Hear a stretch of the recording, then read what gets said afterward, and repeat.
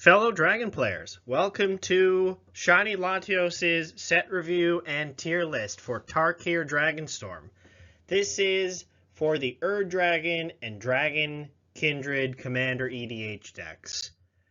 What am I doing today? I'm going to be rating cards from both the main set and from the Commander set. And I'm going to be looking at them from the perspective of an Dragon player. I've been playing Dragon Commander decks for over a decade at this point, and I have some very strong opinions about what cards I think are auto-includes, cards that you almost always want to play, cards that are good in budget, otherwise not so great, cards that I think are not terrible but not great, and then cards that I think that are just not worth playing, or that basically belong in their own dedicated strategies. This set represents, in my opinion, the biggest change in Dragon strategies for Commander possibly ever, at least since the Dragon got printed.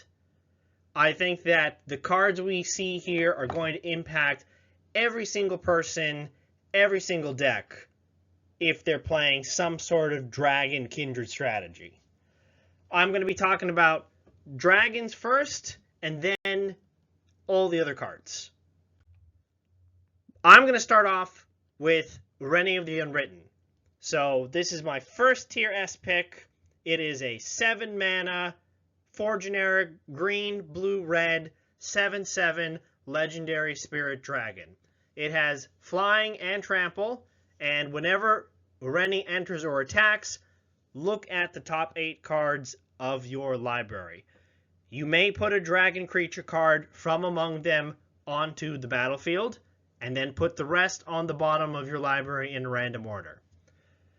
I like that this card immediately impacts the board. It triggers when it enters, and then triggers again anytime that it attacks. So it is always going to be generating value for you. That said, you have to run a certain minimum to make sure that you're still going to be minimizing the times that you're going to whiff. So you want at least 25 dragons for consistency. I recommend if you're playing any sort of Kindred deck, you always want at least 25 of the creatures to be of that type. Another upside, Rennie comes with trample, so if there are any small blockers, or like if you gave your opponent a bird from a swan song, trample gets through for extra damage. And finally, in my opinion, I think Rennie has the best design. Aurora wings on a dragon are not something I've seen before, and I really like that. Moving on, the next Tier S dragon I want to talk about is Goldlust Triad. This is a 5 mana, 4 and a red, 4/3 dragon with flying, myriad, and whenever this creature deals combat damage to a player, create a treasure token. For those of you who don't remember, myriad says whenever this creature attacks, for each opponent other than the defending player, you may create a token copy that's tapped and attacking that player or a planeswalker they control, and then exile the tokens at end of combat. I like that this dragon makes a lot of mana when it attacks and connects, and synergizes very well with going wide strategies. You're not picking on any one player, you're attacking every opponent at the same time when this dragon attacks. It synergizes very well with additional damage doublers, particularly Nerev, because the tokens enter and are immediately going to be doing the double damage because they entered this turn. And in addition to that, this dragon works particularly well with other cards that we run for cantripping off of dragons, namely Temur, Senency, Kiora. Garruk's Uprising is another popular choice in many dragon decks. When this dragon attacks and you make the tokens, they will still trigger these cards, and the player will be able to draw additional cards. So in a, you could go turn 3 Temur Ascendancy, turn 4 Goldlust Triad, draw a card when it enters, attack, make 2 more copies, draw 2 more cards, hit 3 opponents, and in one turn you've suddenly made 3 treasures and drawn 3 cards. And you get to do 3 treasures and 2 cards every single turn that this attacks. So I think that this is going to be a very impactful dragon for us, and it's going to make a huge beneficial impact for dragon players. My next card and first tier A card is Narrative Heart of the Storm. This is a 4 mana, 1 generic, red, white, black, 4/5 legendary spirit dragon, flying. If a creature you control that entered this turn would deal damage, it deals twice that damage instead. This is basically another version of Twin Flame Tyrant for our decks, except unlike Twin Flame Tyrant, it comes in at 3 mana. This is a 4/5 for 3 mana in Dragon decks, which is an insane line of stats for its mana cost. And not only that, because it doubles all damage, it makes cards like Dragon Tempest and Scourge of Valkas that much more powerful. The one downside is its difficulty and casting cost. It is 3 colors that are not. Red is used often, but white and black are usually some of the least used colors in dragons, and most dragon decks are going to prioritize green to have early ramp. So needing to tap 3 lands for these colors, or a mana dork and 2 lands on turn 2 or 3 to cast Narrative, is going to be a tall order in some cases. But the upside is absolutely worth it. It also functions very well with what dragon decks are already trying to do, which is play a lot of haste enablers and help dragons go fast. I think that if this is a card that you want to play, then you should make sure that you are running several haste enablers. I'm still running Dragonlord Kolaghan in my deck, and I want to make sure that when I'm putting cards into play, that they're going to be able to attack and get the benefit of Narrative as soon as possible. Next, I want to talk about Scavenger Regent. This is a 4 mana, 3 and a black, 4/4 dragon with flying and ward, discard a card. But it also has an omen side, Exude Toxin. X, black, black, sorcery. Each non-dragon creature gets -X, -X until end of turn. Then you shuffle this card into its owner's library. I think this is a great addition to almost all Dragon decks. Crux of Fate is already a staple one-sided wrath that Dragons players should be running, and this has now become another instant staple for Dragon decks. Unlike Crux, it doesn't give the player an option between destroying dragons and non-dragons, but it does help get around Indestructible.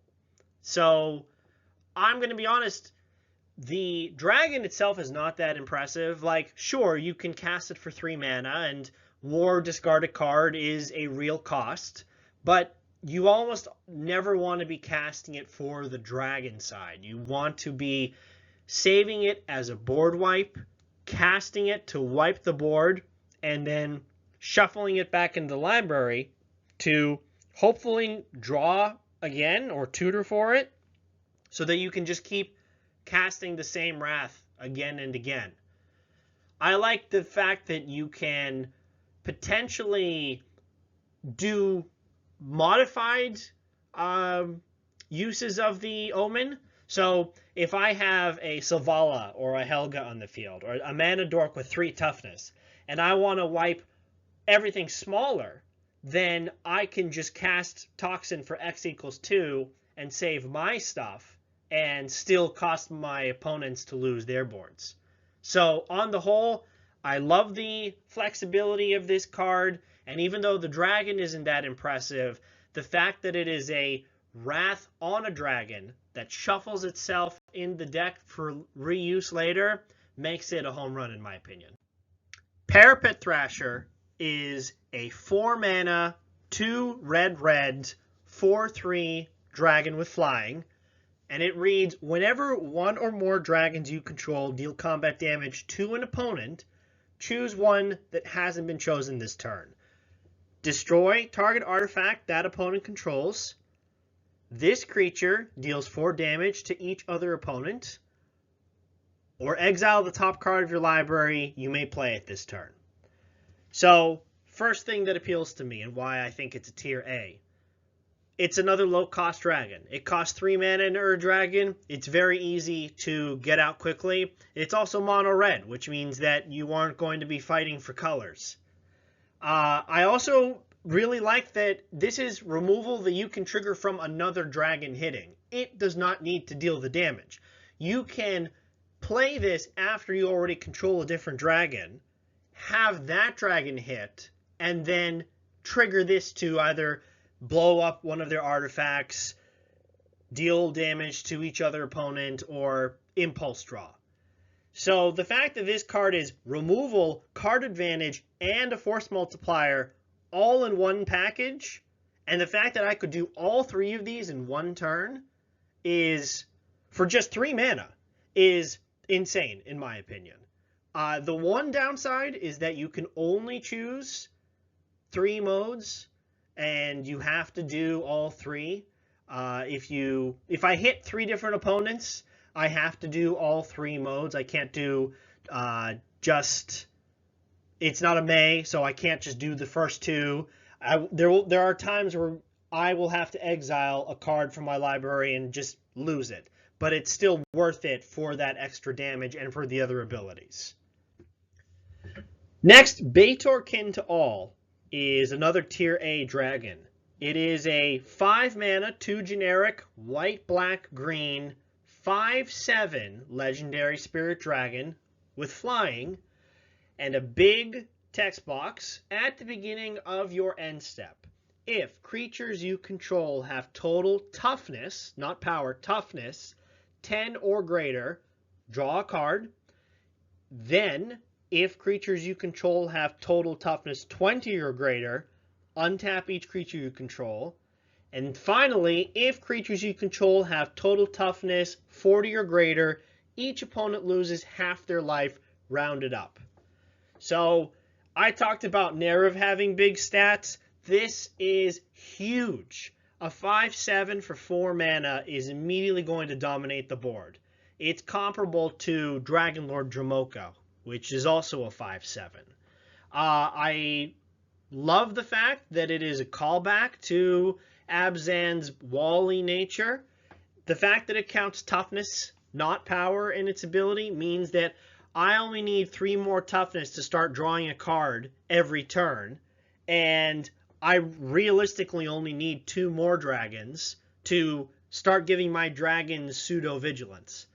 By the time that I hit 40 toughness, I'm probably already winning the game, so it's not going to be often that I get all 3 abilities, but even just having this giant dragon for 4 mana that also provides card draw and pseudo-vigilance to my board is going to be huge. Because not only does it untap dragons, it also untaps every creature I control. So if I tap my mana dorks for mana, I can untap them and hold up interaction when I control Baitor. So I think this is definitely another tier A worth looking at. Next, Broodcaller Scourge is a late addition as a tier A. It's a 7 mana, 5 green, 5/7 dragon with flying, and it has whenever one or more dragons you control deal combat damage to a player, you may put a permanent with mana value less than or equal to that damage from your hand onto the battlefield. I see this as a mini Dragon effect. Basically, when I have a dragon hitting an opponent, I get value for doing that damage. It helps me develop my board much faster.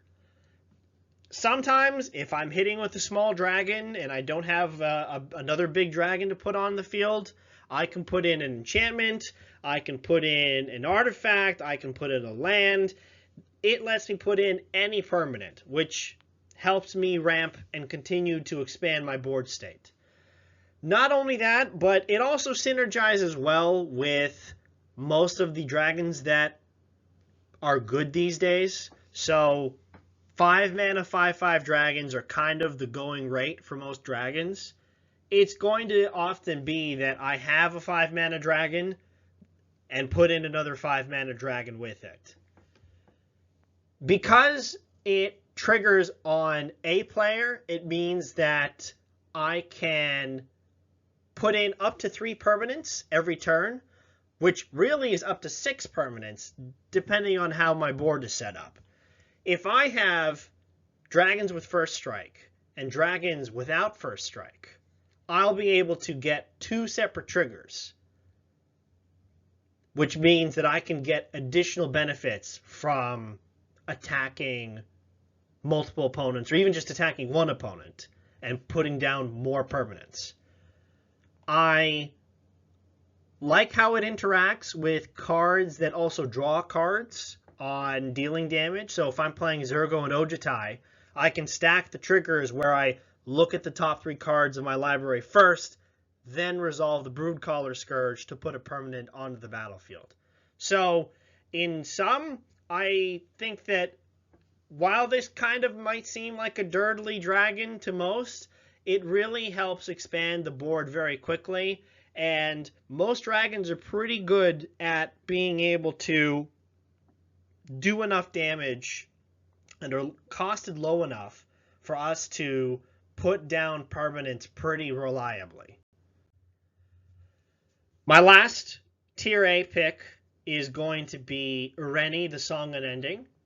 This is an 8 mana, 5 generic, green, blue, red, 10/10 legendary spirit dragon, the other version of Ureni. Flying, protection from white and black. When it enters, it deals X damage divided as you choose among any number of target creatures and or planeswalkers your opponents control, where X is the number of lands you control. First comment, it is massive. It is the size of the Dragon. A 10/10 is basically unbeatable, as most Magic cards go. And the fact that I can cast it for just 7 mana makes it uncontestable in the sky. It's going to block other big dragons. It's going to push through other flying creatures. And protection from white and black is probably extraordinarily underrated. Animar isn't as popular a commander as it used to be, but protection from white and black, like Swords to Plowshares, Anguish Unmaking, Generous Gift, Doomblade, it's going to be resistant to a lot of removal and be able to get through a lot of blockers. Angels are primarily white and won't be able to block Ureni. And not only that, but when it comes in, you're already going to be clearing a lot of things out of the sky or other problematic creatures and planeswalkers that your opponents control. And it only gets better with damage doublers on the field. So if I have Nerev on the field, it's going to allow me to deal twice the number of lands of damage to any number of target creatures. I think this is a massive upgrade over previous iterations. A lot of people have compared it to Dragonlord Atarka, but protection from white and black is so much more relevant than just giving it flying and trample. So I would rate this card as a tier A as well, and I think that Dragon decks want to put this in their deck, even though there will be times where I will ramp into 8 mana or 7 mana so much faster before I have 7 or 8 lands. But even just coming in and doing 4, 5, 6 damage will help me clear the board of problematic cards and put in a massive 10/10 that can't be Path to Exiled. It's going to be a powerhouse, and I'm looking forward to running this card. Moving down to the tier Bs. My first pick is going to be Protector of the Wastes. This is a 6 mana, 4 generic, white, 5/5 dragon with flying, and when it enters or becomes monstrous, exile up to 2 target artifacts and or enchantments controlled by different players. And you can monstrous 3 for 4 and a white. I like that it's double removal, twice. You get to exile 2 different artifacts and enchantments when it comes in, and then at instant speed, you can activate its monstrosity ability, turn it into an 8/8, and exile 2 more things. I really appreciate that they put exile on this instead of destroy, which makes it particularly good at stopping graveyard strategies or artifact enchantment recursion. It just permanently deals with the problems. I don't like that it is limited, however. The first time that you use it, you have to use it as a sorcery by casting the dragon. And the fact that I have to pay 11 mana to get rid of 4 different permanents is also an issue, in my opinion. And lastly, the fact that I can't target 2 permanents controlled by the same player. I have to go after 2 different players, even though one player might have too many problematic permanents.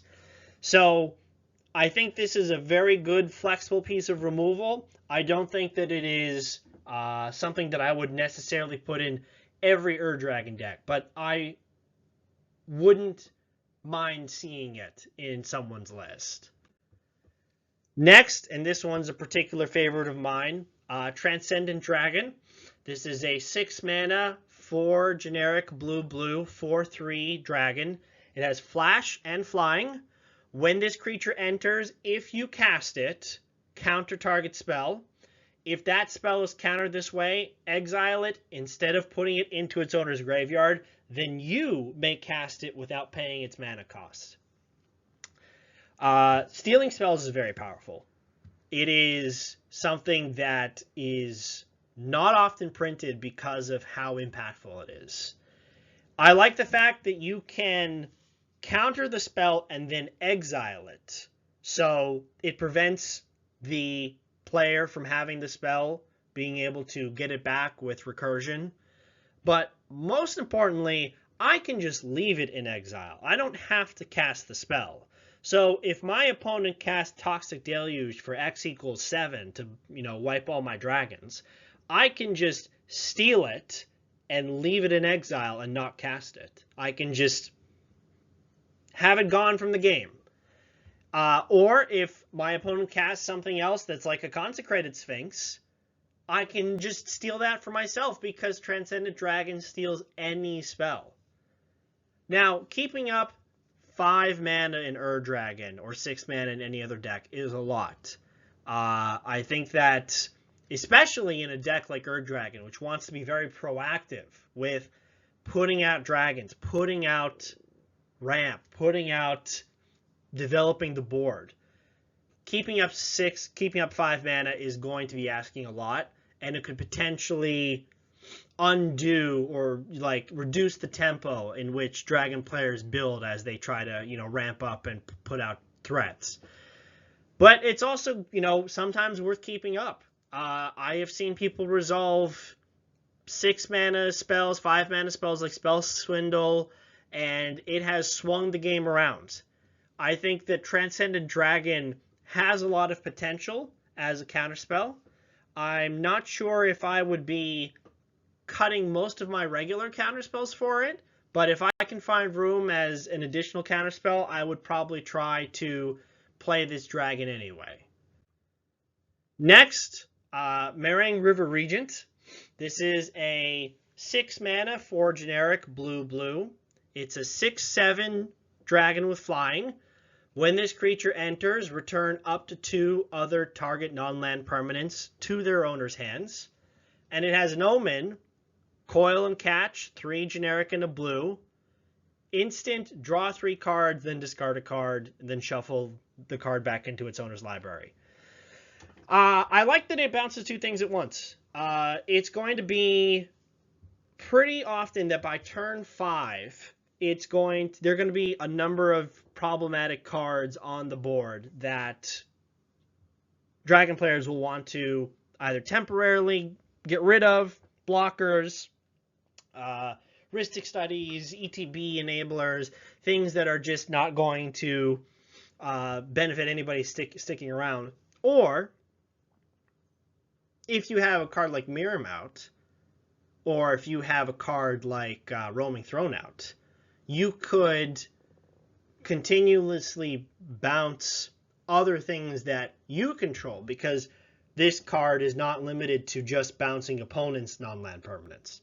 I like that there is an infinite combo that you could make with Miram, Dracogenesis, and River Regent, where you use the copy to bounce the original and then recast the original to get another copy. You can bounce all of your opponent's stuff, and you can make infinite Merang River token copies. It's a little dirtly, but I bring it up to kind of point out that it is a very flexible card.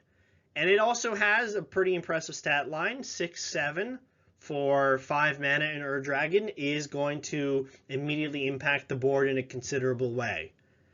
So I think that this is a card that again, not my first choice, but I think that this is a card I would not be unhappy to see in a dragon deck, because having dragons that impact the board immediately without needing to swing are not common. And having that extra impact is very much worth it, in my opinion.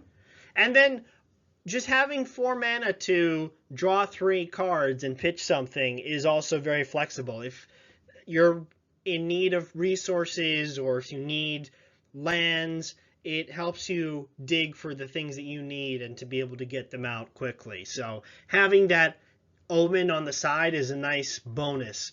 Although, unlike Scavenger Regent, you usually want to be casting this for the dragon half, and the omen is the added on bonus. Hammerhead Tyrant, my next B pick, is a 6 mana for generic blue-blue, 6/6 flyer. Whenever you cast a spell, return up to 1 target non-land permanent an opponent controls with mana value less than or equal to that spell's mana value to its owner's hand. This is kind of like a powered down Hullbreaker Horror, but it has dragon synergies.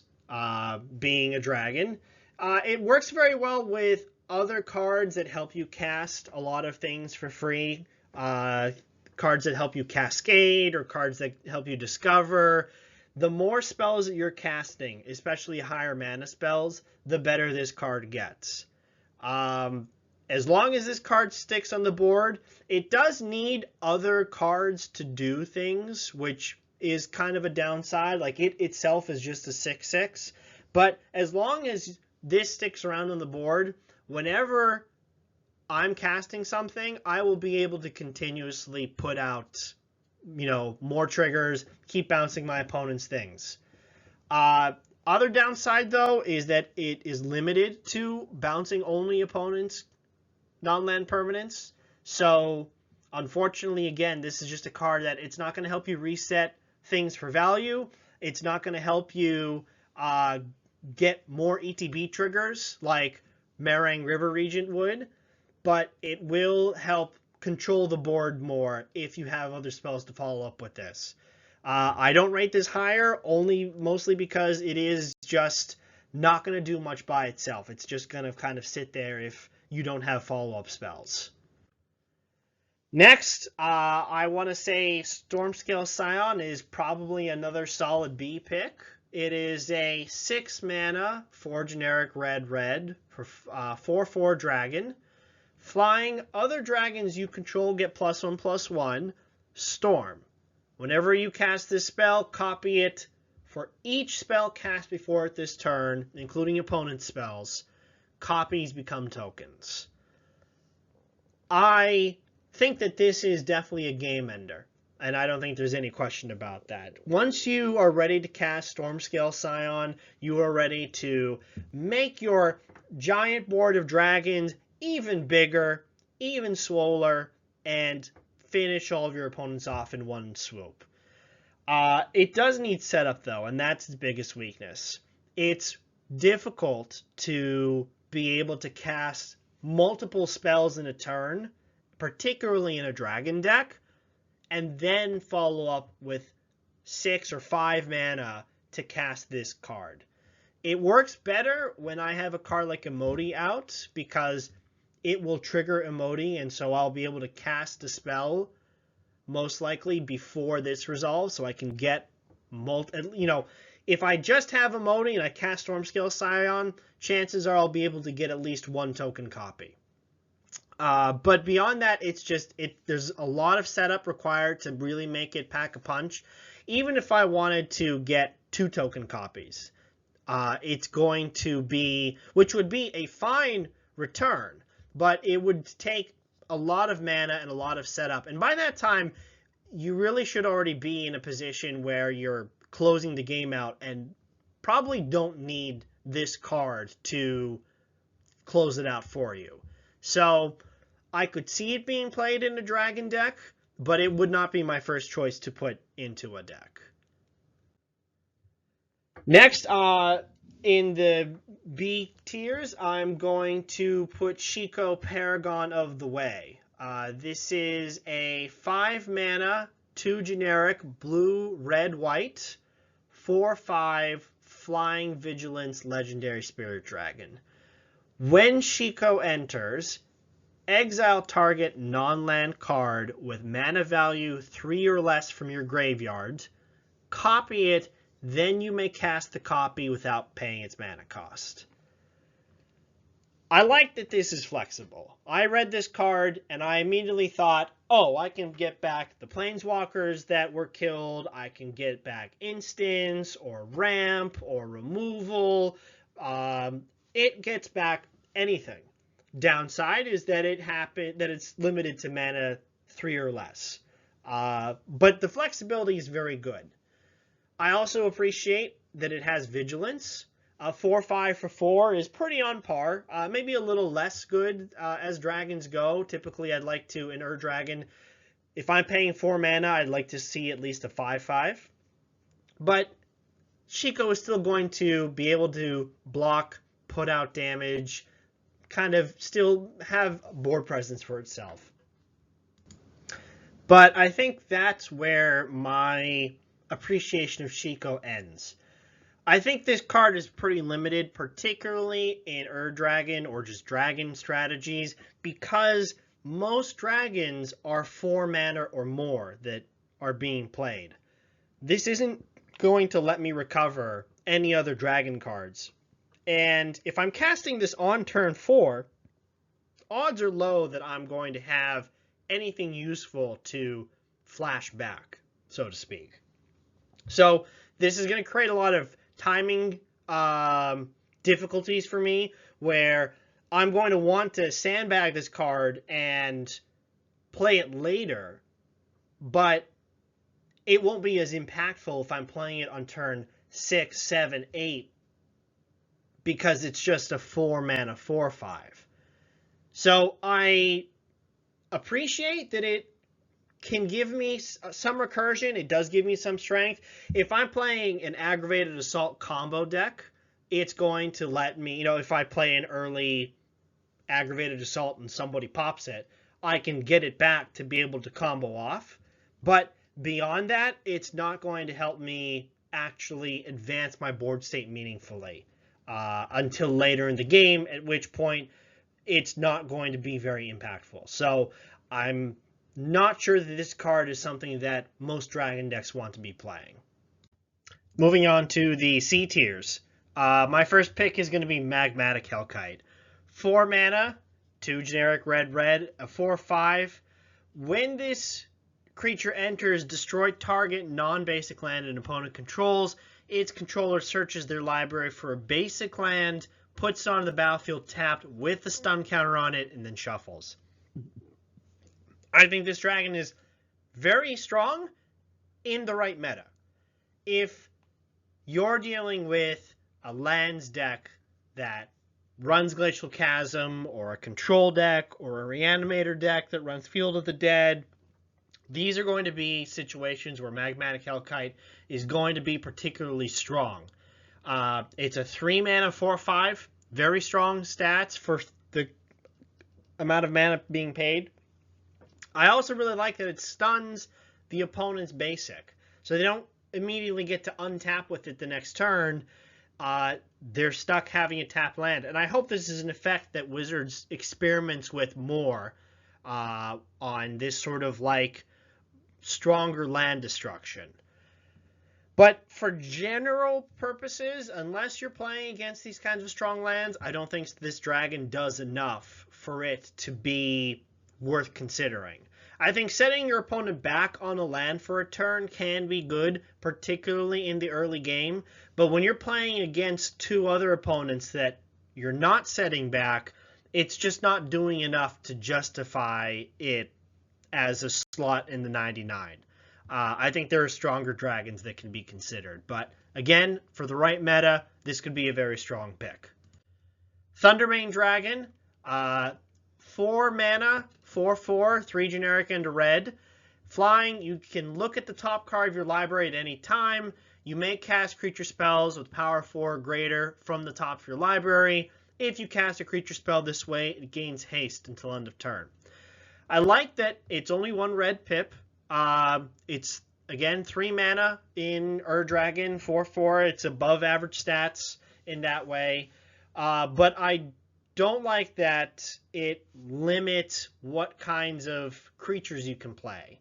If this said you can cast creature spells off the top and then creatures with power 4 or greater gain haste, I would be a lot more favorable to this, because then I could play Mana Dorks off the top. But as it stands, if I have 30 dragons in my deck, which is a lot for a tribal deck, it's only going to give me about 1/3 of a card on average. I also don't like that it counts power and not mana value. There are dragons that unfortunately don't have 4 power that are still worth running. Twin Flame Tyrant, Silumgar the Drifting Death. These are dragons that are pretty strong in their own right, but you couldn't cast these with Thundermane Dragon. So on the whole, I also think that it's not good with fetch lands. If I see a good dragon on top, but the only land I have is a fetch, I might not be able to cast the dragon that I want to cast. I also don't get to draw the cards, period, so I can't save them for later. To get that card advantage, I have to cast it that turn. If I just cast a creature spell from my hand, it doesn't gain haste. It only gains haste if I cast it from the top of my library. So on the whole, I just don't think that this dragon is worth running in most situations. Bloomvine Regent is a 5 mana, 3 generic, green, 4/5 dragon with flying. Whenever this creature or another dragon you control enters, you gain 3 life. And it has a Omen, claim territory, 2 and a green. Search your library for up to 2 basic forests. Reveal them, put 1 into your hand and 1 onto the battlefield tapped, and then shuffle the card, the Omen, back into the library. I do like that you're gaining 3 life per dragon, including this one. So it immediately comes in, gains you 3 life. Dragon decks are pretty weak to aggressive strategies, And so having this sort of life gain, and 3 life per dragon is a lot, is a good counterplay to, the kind of slower nature that most dragon decks are. I don't like that the Omen is the worst cultivate. Only getting basic forests is very rough. I wish that they had either printed cultivate, or if they didn't want to do that, maybe make it 4 mana and have it be like a Sky Shroud claim, where you get 2 non-basic forests, one into hand, or like both on the battlefield tapped. I think that would have been a lot more preferable to just getting 2 basic forests. As it stands, I don't think this is something that most 5-color dragon decks want to run. Teamer, red-green dragon decks, these are the places that you really want to be putting this dragon in. But otherwise, I don't think that it's really worth considering. But I will say that I do appreciate that it does not say non-token dragon. So in a deck like Miram, it'll be particularly useful because you get 6 life per dragon that you play. Canopy Gargantuan is a 7 mana, 5 generic, green, 7/7 with flying ward 2. At the beginning of your upkeep, put a number of 1/1 counters on each other creature you control equal to that creature's toughness. This just makes your big board even bigger. I like that it has a little bit of ward 2 to give it some protection. It's not much, but some is better than none. I don't like that you have to wait until your next upkeep for this dragon to do anything. But if you do untap with this dragon, it will make your board a lot bigger. But that is the other downside. You need a board. By itself, this dragon doesn't do anything. So if my board just got wiped and I top deck this dragon, I'll play it and I'll have a 7/7 with ward 2, but it is a vanilla creature otherwise. So I don't think that this is the strongest dragon, but I could see this being played in like a red-green, maybe a Clouth deck, something that likes going a little wider, but also playing with slightly beefier creatures. So if I'm playing like a landfall deck with Dragonback Assault, the new enchantment that makes 4/4 dragons, this would be a decent addition to it because then all the tokens I make turn into 8/8s on my next upkeep. So in those kinds of strategies, I could see this doing a lot of work, but otherwise I don't think it's worth paying 6 mana just to have to wait a turn for it to do something. Next, Tier C, Tival, the Balanced Scale. This is a 4 mana 4/4, generic, black, green, blue. Flying Legendary Spirit Dragon. When Tival attacks, mill 3 cards, then you may return a land from your grave to the battlefield tapped. Whenever 1 or more cards leave your graveyard, create a 2/2 black zombie druid creature token. I think that there is some flexibility or some potential in this card in Dragon as like a 3 mana ramping dragon. It kind of reminds me of Decadent Dragon in that sense, where it attacks and makes a treasure. Tival attacks and gets a land back. It also helps fill up the board with these sorts of chump blocking zombies. There is some potential here, but I think that it's still pretty limited in what it wants to do as a dragon.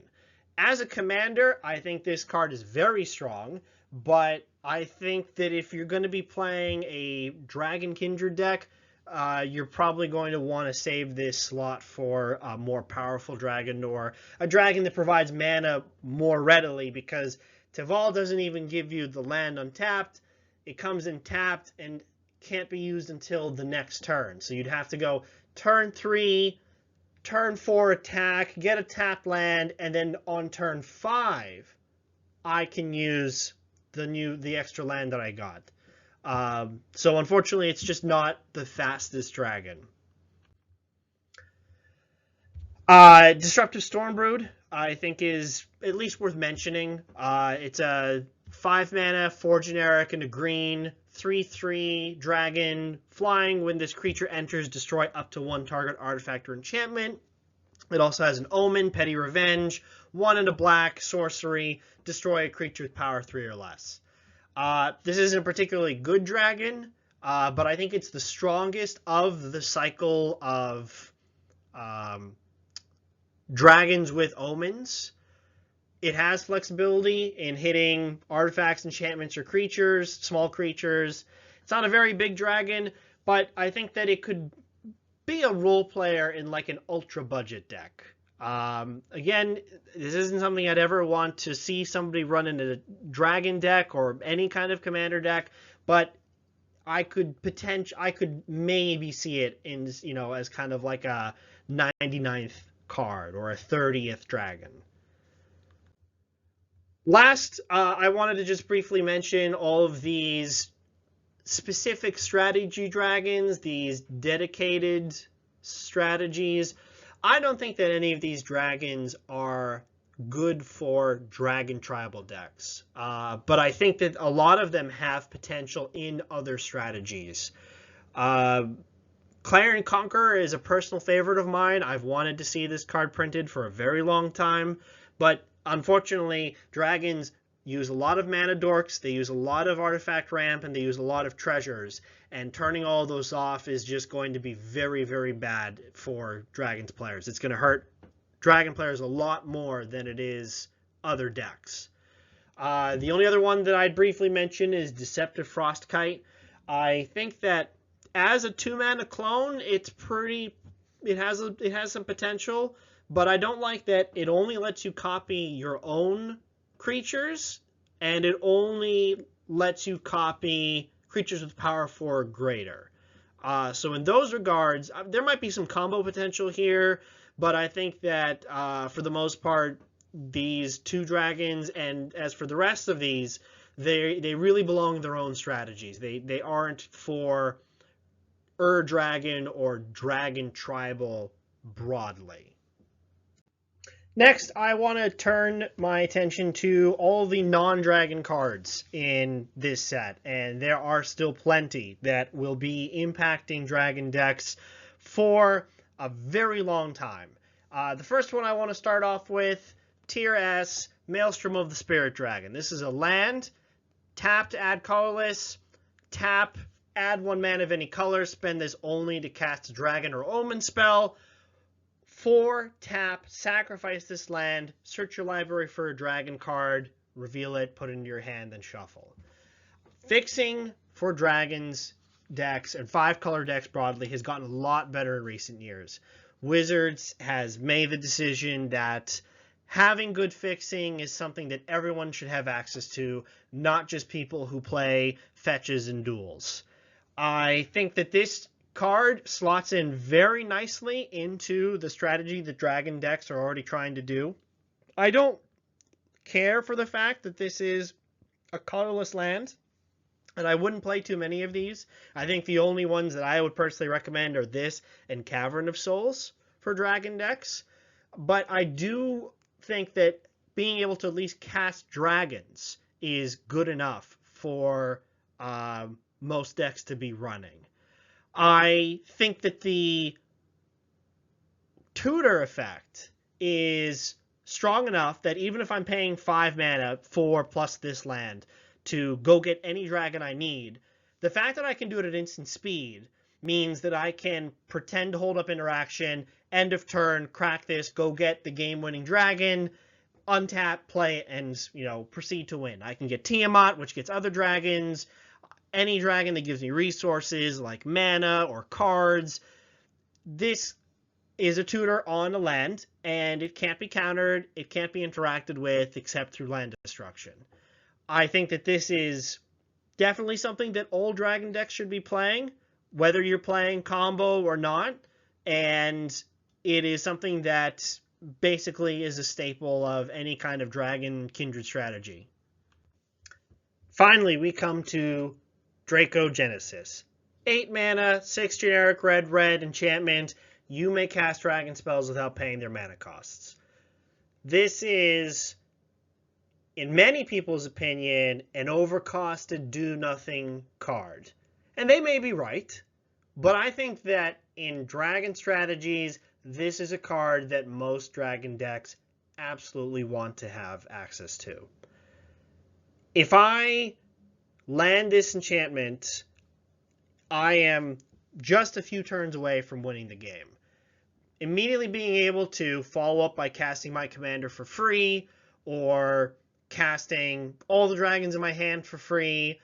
If I have Tiamat in hand, I basically win the game on the spot with the dragons that I'm able to search for. And not only that, but getting to 8 mana is actually not that much if the ramp package is built correctly. I've already tested with situations where I can go turn 2 Bloom Tender into turn 3 Narrative. I untap, and on turn 4 I play my lands. I have 8 mana to cast this enchantment. I have won games by resolving other 8 mana cards like Majestic Genesis, and I think the Draco Genesis occupies a similar spot.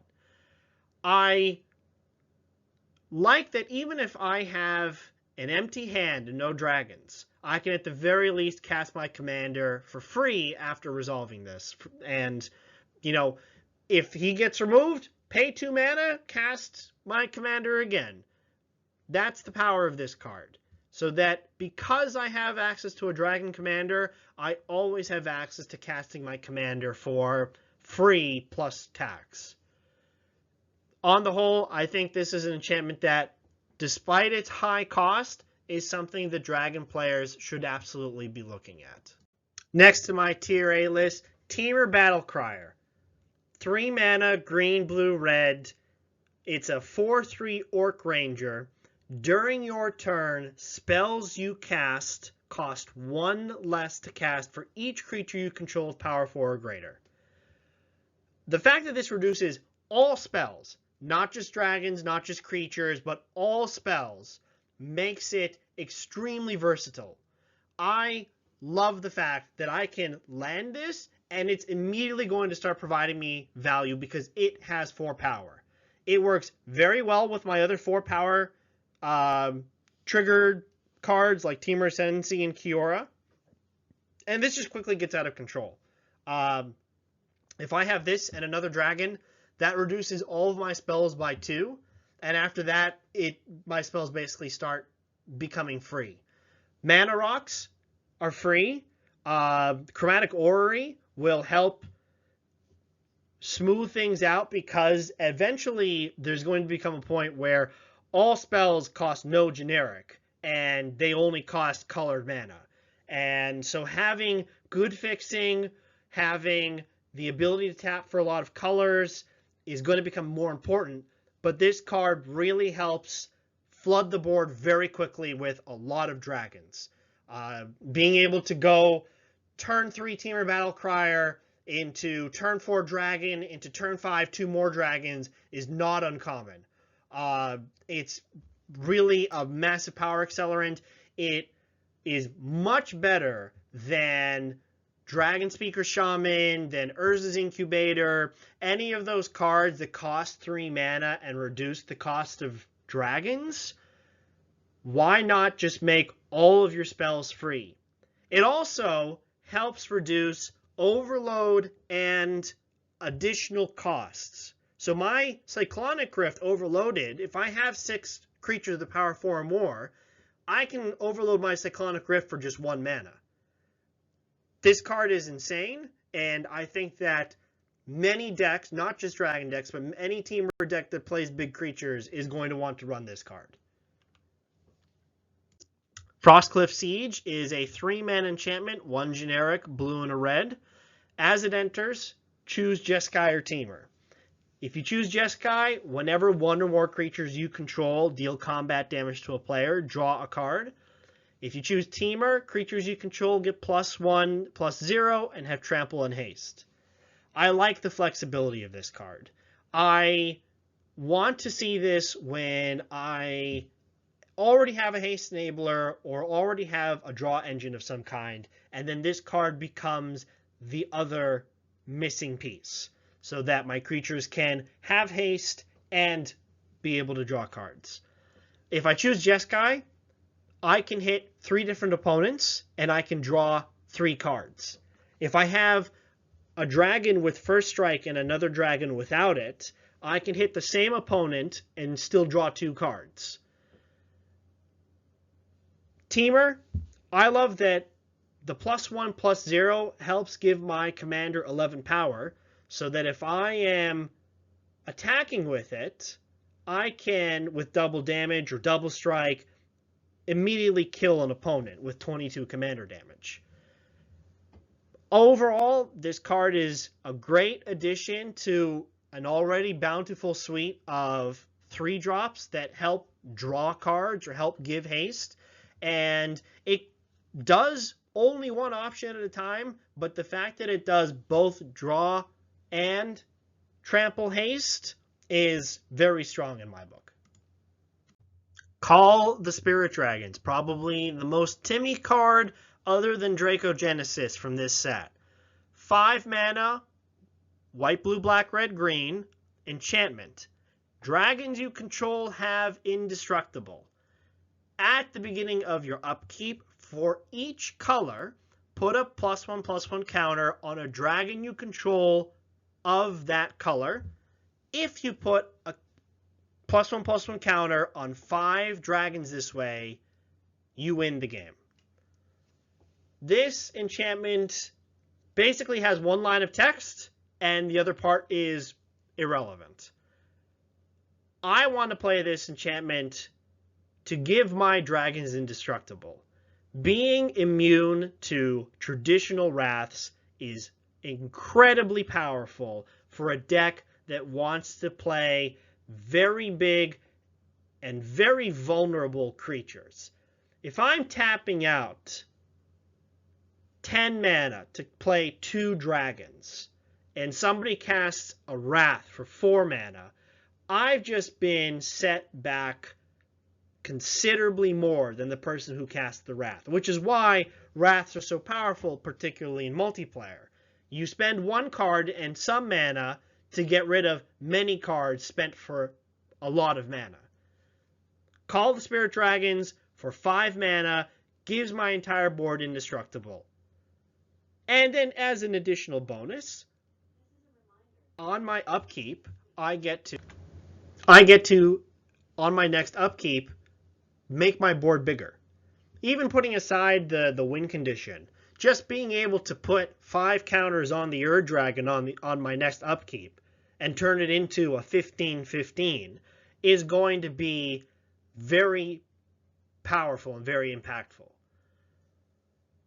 As the win condition goes, though, again, you have to have 5 dragons of different colors. So I can't have the Ur Dragon and 4 5/5 red dragon tokens. I would need to have a white dragon, a blue dragon, a black, a red, and a green dragon. Multicolored dragons can count for any one color, but to win the condition on this card, you have to have 5 dragons of different colors.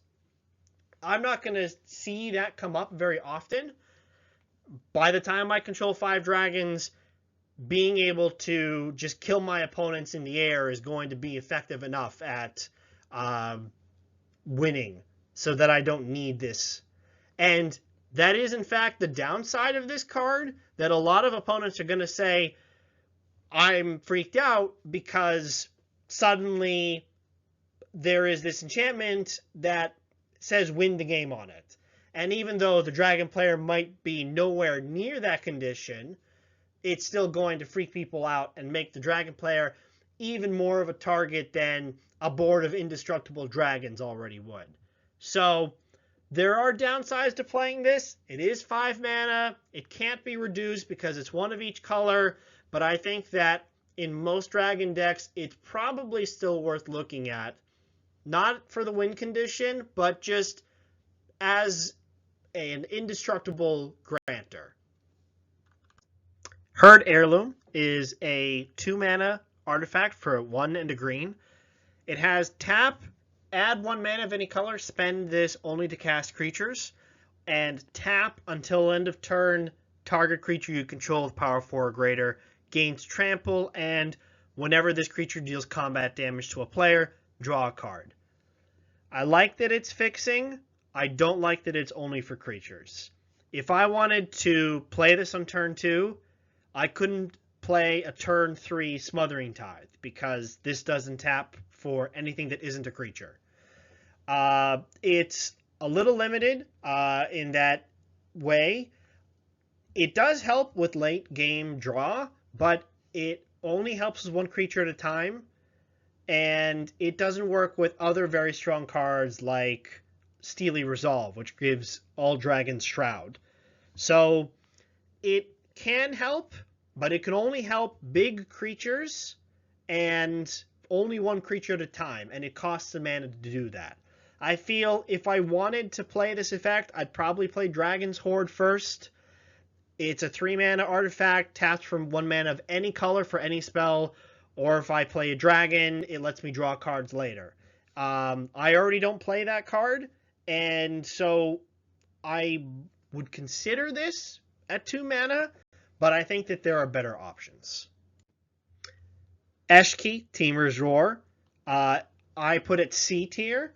It's a 2 mana, green, blue, and red. It's a legendary human warrior, and it has, whenever you cast a creature spell, put a 1/1 counter on Eshki. If that spell's power is 4 or greater, draw a card. If it's 6 or greater, Eshki deals damage equal to her power to every opponent. There are a lot of different cast on draw effects that Dragon's decks can already use. I think Eshki is probably one of the more aggressive ones because she can deal damage. She gets bigger, and then she can deal damage to opponents directly. But I don't like that she doesn't provide any ramp, despite coming in at turn 3. She kind of just sits there and sometimes deals damage and draws cards. I also don't like that she counts power over mana value. So a card like Helga, I can play a 3-power dragon and draw a card. Beanstalk, I can play a 3-power dragon and draw a card. Beanstalk actually works on non-creature spells as well, which makes it that much more powerful. If I want to play Majestic Genesis, I can still draw a card off of that. But Eshki only triggers on power, and so I think that if you wanted another effect like this, you could play her. I wouldn't want to, I think that she's better as a commander than in the 99 of a dragon deck. Sarkhan, Dragon Descendant, 2 mana, legendary human druid, 1 in a red, 2/2. When Sarkhan enters, you may behold a dragon. If you do, create a treasure token. Whenever a dragon you control enters, put a 1/1 counter on Sarkhan. Until end of turn, he becomes a dragon in addition to his other types and gains flying. He can provide fixing, but only once. He does scale well into other dragons, coming in at 2 mana. And I do like that it triggers on tokens entering as well, so he can get pretty big pretty quickly. If you're playing cards like Lathlis, like Mirim, or Dragon Broodmother, Sarkhan will start to get very big, but I don't think that it's worth a slot in most dragon decks. He kind of just sits there and needs other cards to provide ongoing value. And if you don't have a dragon to play in that particular turn, he won't be a dragon. He won't be able to synergize with other dragon things. I think if you want to play a Sarkhan, you're better off playing or sticking with Sarkhan Soul of Flame. I don't think this is a card that most dragon decks should be looking at. Dragonback Assault, 6-mana enchantment, 3 generic, green, blue, and red. When this enchantment enters, it deals 3 damage to each creature and each planeswalker. Landfall, whenever a land you control enters, create a 4/4 dragon token with flying. I like that it's a Wrathon enchantment. Power creep has come a long way. This ain't your grandpappy's rampaging Bailoths. In a lands-based deck, it can definitely take over the board, especially because the tokens have flying. But I think that for most dragon decks, I could see it as a way to clear the board of small things and then provide ongoing consistent value, especially with all the other dragon entering synergies that we get. Kiora, Teamer Ascendancy will draw cards, Dragon Tempest, Scourge of Valkis, Terror of the Peaks. These will all provide more value just by playing a land. And that makes Dragonback Assault very strong in that regard. And the fact, again, that it's not a 6-mana do-nothing. It comes in, it wipes the board of small things, and then provides additional value as you go on. So it's a very strong card, but I still think that it's not something most Dragon decks want to be doing. It's probably best in dedicated landfall decks. If you build a Dragon's landfall themed deck, like maybe Ureni, the one that deals damage equal to the number of lands you control, that's a deck that this would fit into. But in most Dragon decks, I don't think it's very good. Dragonologist, a 1/3 blue creature, 2 generic and a blue human wizard. When this creature enters, look at the top 6 cards of your library. You may reveal an instant, sorcery, or dragon card from among them, put it into your hand, put the rest in the bottom in a random order. Untapped dragons you control have hexproof. It sometimes replaces itself. There are going to be times where you're going to look at 6 cards down and you're going to find lands and artifacts and mana dorks, but not what you're looking for. In that way, I also, the fact that Dragonologist doesn't provide constant hexproof to dragons, I would probably prefer to see, like, all dragons I control have Ward 1, or something like that. That would probably be a little better than just, maybe not better, but it would be, I just, because dragons are tapping and attacking, dragons aren't going to be sitting there doing nothing. There are better ways to protect dragons for what Dragonologist does. I am still a big fan of Steely Resolve, 2 mana, pick a creature type. All creatures of that type gain Shroud. Being able to protect my board from targeted removal, period, for 2 mana is so much stronger than playing something like Dragonologist. So I would avoid this in most Dragon decks. Finally, I want to talk about Mox Jasper. This is a card that is obviously very popular because it's a Moxen. It is a potentially very strong card. But I only say potentially because right now there really isn't enough support for this card to be good in dedicated Dragon decks.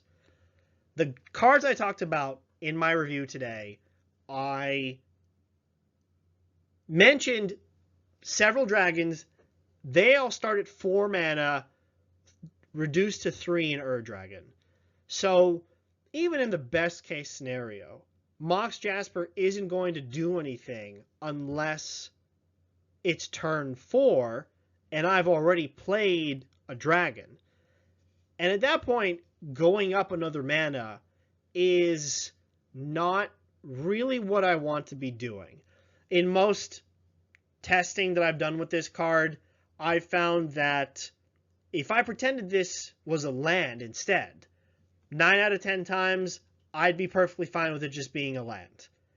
And there were many times where I would prefer for it to be a land because I needed that extra mana to be able to cast a dragon or cast my next spell.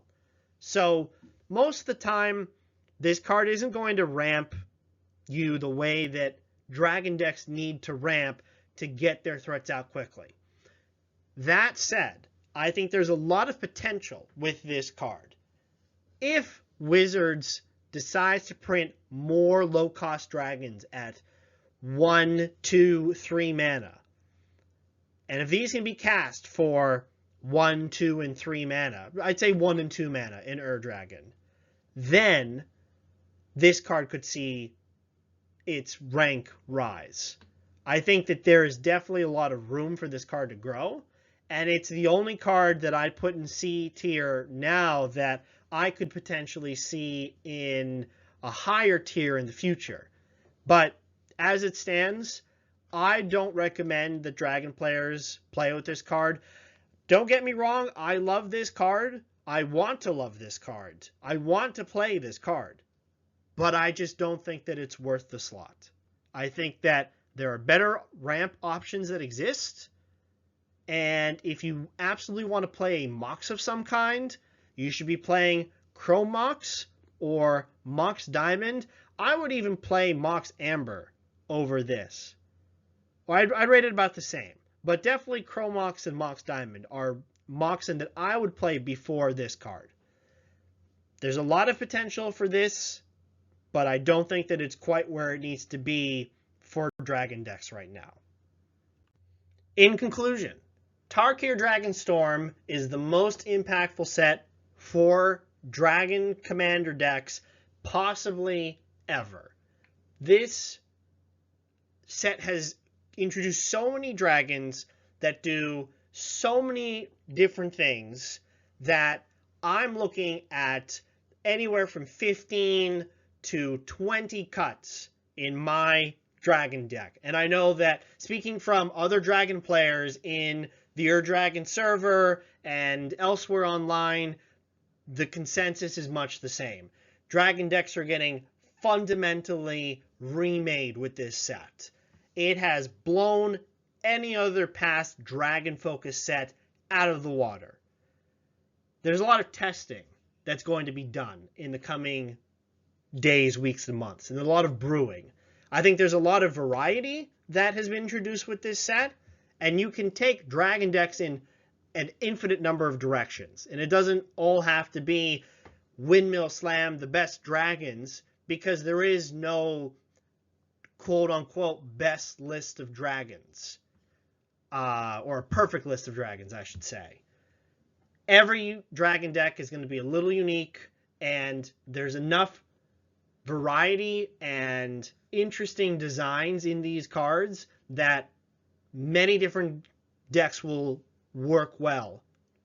I could be wrong in some of my card evaluations. I might have rated some cards too high, others too low. Only time will tell on how my predictions bear out. But overall, I'm fairly confident that how I've rated these cards are a good approximation of how I see their role being apprised in Dragon tribal decks. Thank you very much for taking the time to listen, to hear me ramble about Dragon cards. If you'd like to join the Dragon server to come talk or ask questions, I'll post the link in the description below. But until then, thank you again, and may your dragons all have haste.